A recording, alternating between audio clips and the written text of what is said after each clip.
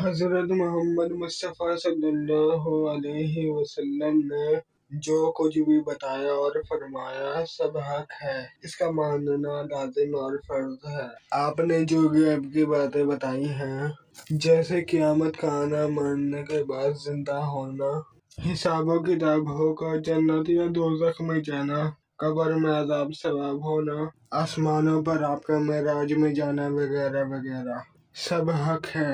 اللہ کی کتابوں اور اس کے فرشتوں اور تمام پیغمبروں پر ایمان لانا بھی فرض ہے۔ اسی کو ایمان مجمل اور ایمان مفصل میں بتایا گیا ہے۔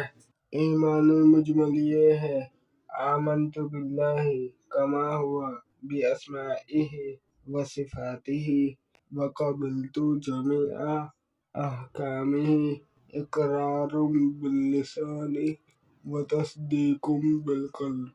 میں ایمان لایا اللہ پر جیسا کہ وہ اپنے ناموں اور صفاتوں کے ساتھ ہے، اور میں نے اس کے سارے احکام قبول کیے، اقرار کیا زبان سے اور تصدیق کی دل سے۔ ایمان مفصل یہ ہے: آمنت باللہ و ملائکتہ و کتبہ و رسلہ والیوم الآخر والقدر خیرہ و شرہ من اللہ تعالی والبعث بعد الموت۔